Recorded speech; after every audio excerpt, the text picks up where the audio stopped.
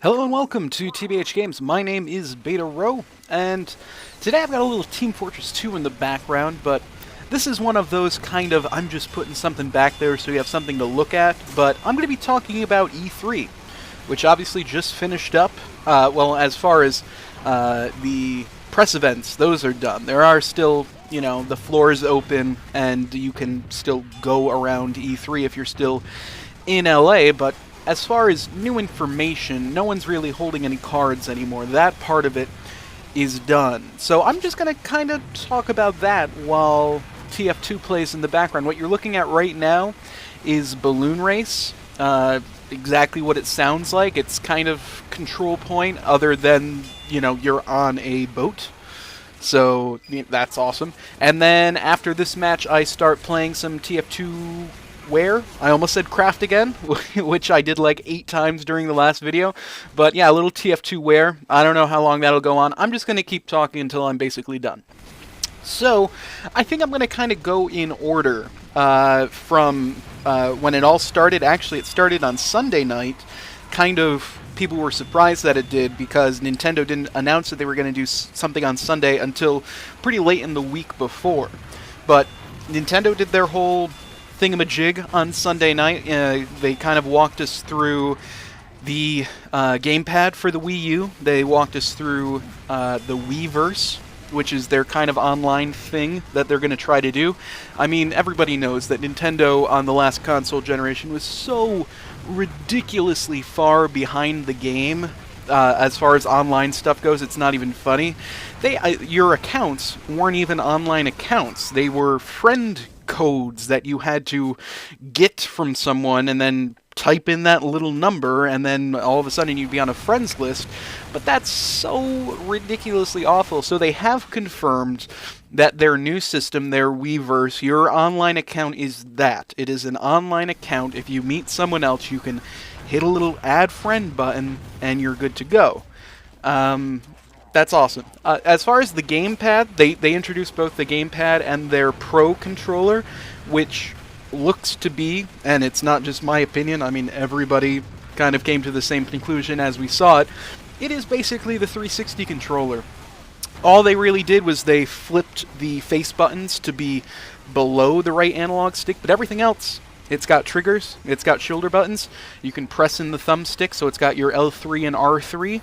It's a 360 controller, and that's a great move. I mean, they had third-party support to an extent on the last console, but it's not the same third-party support. There wasn't a lot of cross-platform third-party support, and that controller right there is going to get them a lot more. It comes down to, as long as it's an easy-to-port kind of system, developers would be insane not to port it. I mean, why would you not port it to a system that, by all means, is probably going to be in millions upon millions of houses again? So that was a plus for Nintendo. The actual gamepad, I'm a fan. I know that might be a little out there opinion, especially from the hardcore gaming community, and of course, look at the games I play. I feel comfortable describing myself as a hardcore gamer. I like the gamepad. I would never use it to play a Call of Duty. That's dumb. I mean, you're not going to use it for that. But for what they're doing, for that kind of what they're calling asymmetrical gameplay, where you are doing one thing on the screen and doing another thing on the gamepad, that's an awesome idea. It'll be gimmicky at the beginning. It always is. I mean, look at the first Wii games, kind of gimmicky. But I'm trusting developers to be smart enough to kind of figure out some cool uses. And you know what? Since we're already talking about Nintendo, even though Nintendo's press conference was on Tuesday, I'm going to talk about them right now. Their press conference for the first E3 with a full announce of a new console, I have to think is probably one of the weakest new console E3s ever. To say that it was underwhelming is an understatement in itself. It wasn't terrible, but it was just like so bland. It was so nothing that it was almost surprising. I mean, you're launching a new console, and all they gave us was things that we already knew, Mario, basically. They gave us a Mario. They gave us the Nintendo Land, which is kind of gonna. It looks like it's gonna be a game that ships with the unit. That hasn't been confirmed. Don't quote me on that, but that's what it kind of looks like. And then what else did they give us? They spent a lot of time with Arkham City, which is strange because, you know, that's a game that people that if they are looking to buy hardcore titles on the Wii U, there's a very good chance they've already played that. And I don't know how big the market is to get crossover that are going to replay Arkham City. So it was a little strange that they wasted so much time on that. We didn't see Zelda, which they showed a tech demo of Zelda at the last E3, and nothing this time, so that was kind of weird. And then, really, a lot of kind of blah stuff. The one exception, though, is Zombie U. I don't want to say that I'm excited about it just because it was kind of one of the only hardcore titles that were shown. I keep saying hardcore. Obviously, you guys know I mean hardcore gamer, like core gamer. I might be a little excited about it kind of just because of that, but after reading into it, they're doing some ideas with that game that, regardless of console, would be pretty awesome. It's almost asymmetrical game design. I mean, they have asymmetrical gameplay with the gamepad, but some of the stuff that they're doing, you don't have a set character. Every time you live and then die, you come back as a new character. If you die and then come back to that same area, your old character is going to be there as a zombie with all your stuff, so you can kill it and take your stuff back. That's kind of awesome. And the way that they've designed the gamepad to work in that game as like sonar and managing your backpack, that's what I want to see. I was reading kind of a review of the game, and people were saying that they were actually getting kind of like scared having to look down at their backpack and really quickly pull something up, and they're not sure if, you know, something's going to come around the corner in that little time that they're taking to look in their backpack. That's awesome. Like, that's the kind of stuff that I'd like to see on the gamepad. But, having said all that awesome stuff about Zombie U, I have to say, yeah, it was kind of weak from Nintendo. I'm going to give them a C+. I do think it was a pretty down year. Microsoft was the first one up on Monday, and I have to say a lot of the same things that I just said about Nintendo for them. Although it's a different circumstances, they don't have a new console this year. By all accounts, they will next year, but because of that, that means this is the dying year of the 360 at E3. Now, even if they do announce a new console next year, the 360 is going to live on for a while. But, you know, as far as innovations, this was it for E3. And because of that, you saw a ton of sequels. I mean, started with Halo 4, which, if you include Reach and ODST, it's really more or less Halo 6. You had Black Ops 2 at the end, which I don't even want to do the math. What are we up to? 9? Is this 9 or is this 10? Very high sequels. You had Splinter Cell in the middle, so again, gigantic line of games right there. And then things that weren't sequels were the Smart Glass, which when I first saw it, when I first heard about it, I said, I bet you that this is Microsoft trying to get developers to port over some of their ideas that they're doing on the gamepad for the Nintendo Wii U and having it on the 360 and going further into the future on the next console. If it works out that way, I think it'd be cool. I'm not sure if it will. I don't know if that's as powerful as the tech is going to be with Smart Glass, but I'm kind of in a wait-and-see mode. And then everything else was, you know, entertainment. The fact that I'm not really thinking up of any, like, blew me away gameplay kind of says all you need to know about their conference. Their conference. Tomb Raider, you had Tomb Raider. I don't know. It looked good from what we saw. It looks a lot of the same of what we saw last year. I'm not all that excited for it. I hate to admit it.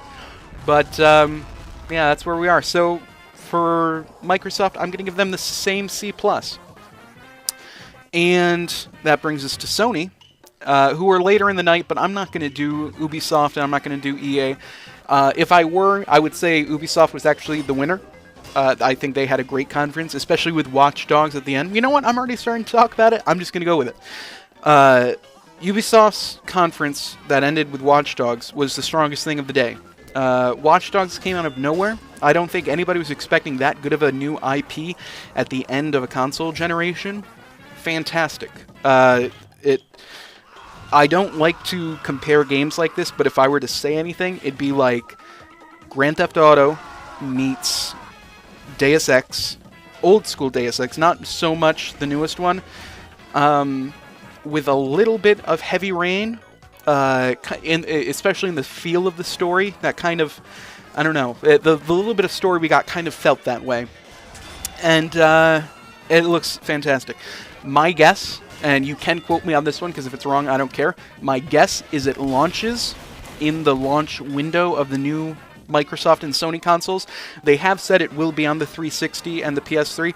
My guess is they place it on the new consoles, but then also have a version on the old consoles, which is what you saw at the launch of the last console generation, is that kind of little crossover. But they had a great conference other than that. But I'm not going to give them a score because I'm just doing the, consoles right now. So, Sony. Sony was the last up on Tuesday night, or Monday night, I'm sorry.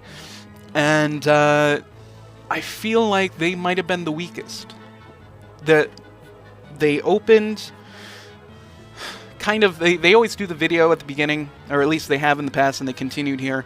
And that was like, And then they had their big hitters that we already knew about. The Last of Us looks amazing, and props to that studio for putting out a new IP right at the end of the console generation.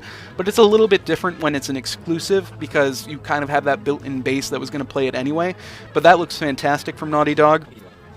And then you had the new one from the studio that made actually Heavy Rain that we were just talking about. I liked it. I know a lot of people were kind of meh on it, but from what we learned about it and from the acting, I'm intrigued. We didn't see a lot of gameplay, so I don't know how that's going to correspond, but I liked what we saw. And that was about it for me. I mean, obviously they somehow filled another about hour and a half, but there wasn't a lot more for me that I was really, really excited about. And really quickly at the end here, I know this is a newer, lower kind of viewed channel, so you guys might not know my gaming history, but for the longest time I was a Nintendo and a Sony guy. I didn't actually own a Microsoft console until probably 3 weeks before Modern Warfare 2 came out. I very, very late in the game switched over to Microsoft, so my heart is with Sony and Nintendo for a long time. Having said that, I'm kind of feeling for Sony right now. I don't think they had a strong press conference. They have a great franchise in The Last of Us coming up, but I have to, and it hurts me to say, I feel like they were the weakest.